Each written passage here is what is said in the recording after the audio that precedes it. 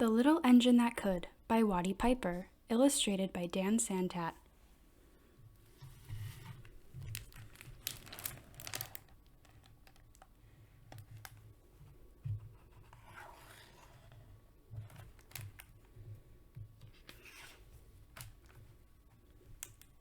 Chug, chug, chug.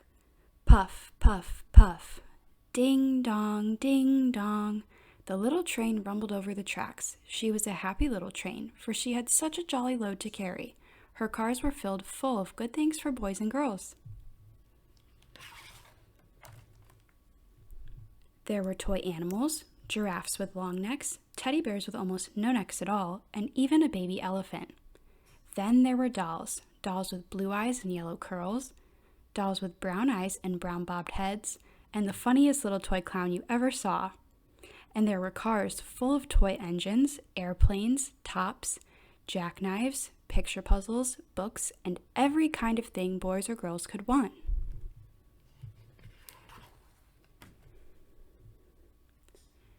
But that was not all. Some of the cars were filled with all sorts of good things for boys and girls to eat. Big golden oranges, red-cheeked apples, bottles of creamy milk for their breakfasts, fresh spinach for their dinners, peppermint drops, and lollipops for after-meal treats.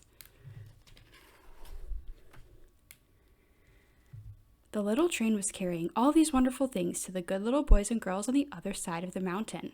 She puffed along merrily, then all of a sudden she stopped with a jerk. She simply could not go another inch. She tried and she tried, but her wheels would not turn.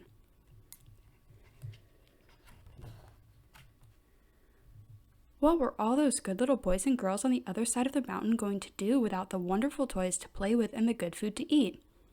"Here comes a shiny new engine," said the funny little clown who jumped out of the train. "Let us ask him to help us."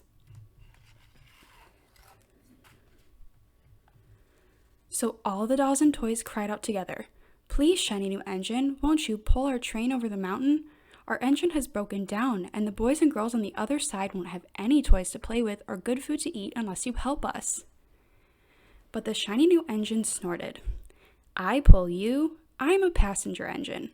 I have just carried a fine big train over the mountain with more cars than you ever dreamed of. My train had sleeping cars with comfortable berths, a dining car where waiters bring whatever hungry people want to eat, and a parlor car in which people sit in soft armchairs and look out of big plate glass windows. I pull the likes of you? Indeed not."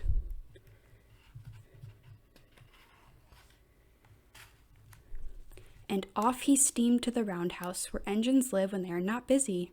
How sad the little train and all the dolls and toys felt. Then the little clown called out, "The passenger engine is not the only one in the world. Here is another engine coming, a great big strong one. Let us ask him to help us." The little toy clown waved his flag and the big strong engine came to a stop. "Please, oh please, big engine," cried all the dolls and toys together. "Won't you please pull our train over the mountain? Our engine has broken down, and the good little boys and girls on the other side won't have any toys to play with or good food to eat unless you help us." But the big strong engine bellowed, "I am a freight engine. I have just pulled a big train loaded with big machines over the mountain. These machines print books and newspapers for grown-ups to read. I am a very important engine indeed. I won't pull the likes of you." And the freight engine pulled off indignantly to the roundhouse.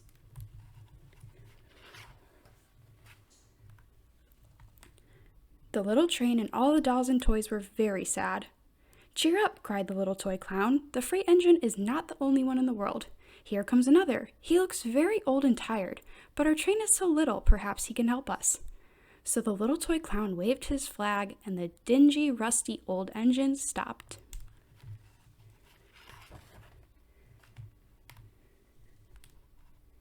"Please, kind engine," cried all the dolls and toys together, "won't you please pull our train over the mountain? Our engine has broken down, and the boys and girls on the other side won't have any toys to play with or good food to eat unless you help us." But the rusty old engine sighed. "I am so tired. I must rest my weary wheels. I cannot pull even so little a train as yours over the mountain. I cannot. And off he rumbled to the roundhouse, chugging, I cannot.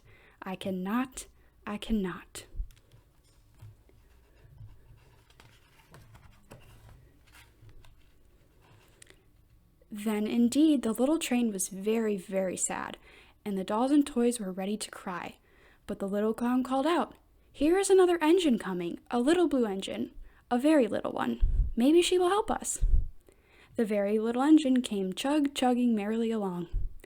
When she saw the toy clown's flag, she stopped quickly.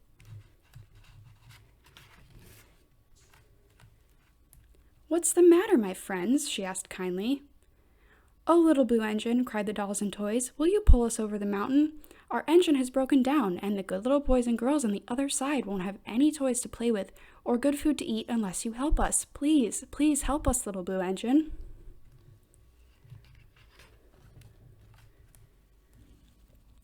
"I am not very big," said the little blue engine. "They use me only for switching trains in the yard. I have never been over the mountain." "But we must get over the mountain before the children awake," said all the dolls and toys. The very little engine looked up and saw the tears in the doll's eyes, and she thought of good little boys and girls on the other side of the mountain, who would not have any toys or good food unless she helped.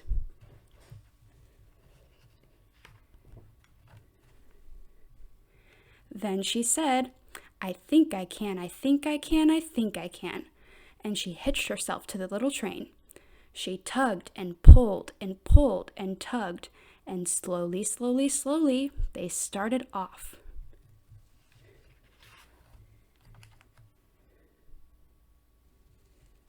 The toy clown jumped aboard, and all the dolls and toy animals began to smile and cheer. Puff, puff, chug, chug went the little blue engine. "I think I can, I think I can, I think I can, I think I can, I think I can, I think I can, I think I can, I think I can, I think I can."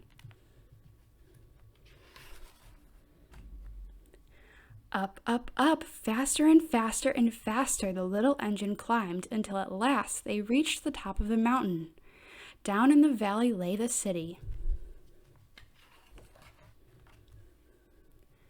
"Hooray, hooray!" cried the funny little clown and all the dolls and toys. "The good little boys and girls in the city will be happy because you helped us, kind little blue engine."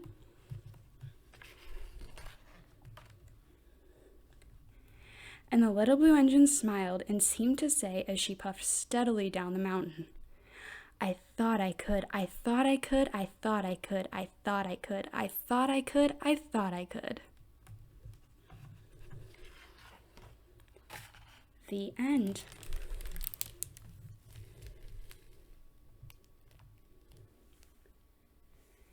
If you're interested in listening to more stories, please subscribe to my channel. Also, there is a link in the description box below where you can purchase your very own copy of this book to support the author.